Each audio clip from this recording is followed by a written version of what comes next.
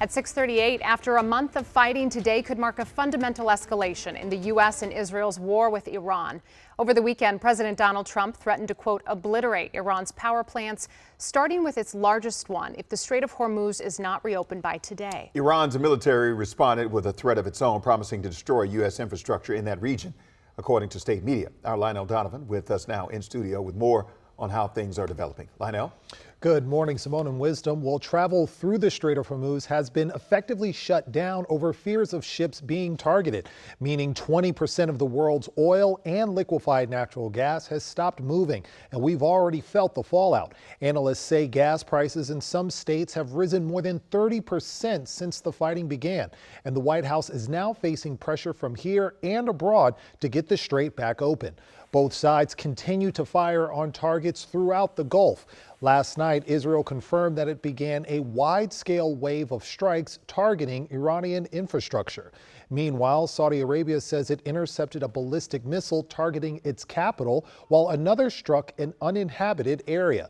And the UAE said its air defenses were working to intercept incoming missiles from Iran.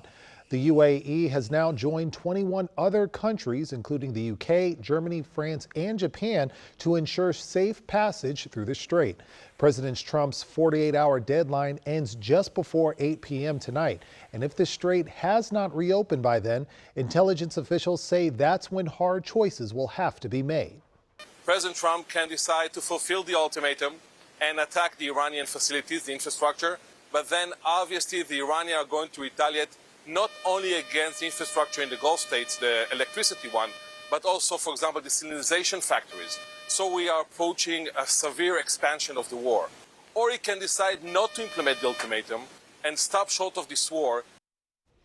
Now, so far, the death toll from the war has risen to more than 1,500 people in Iran, more than 1,000 people in Lebanon, 15 in Israel, and 13 U.S. military members, along with an unknown amount spread throughout the Gulf region. Millions of people in Lebanon and Iran have also been displaced since the fighting began.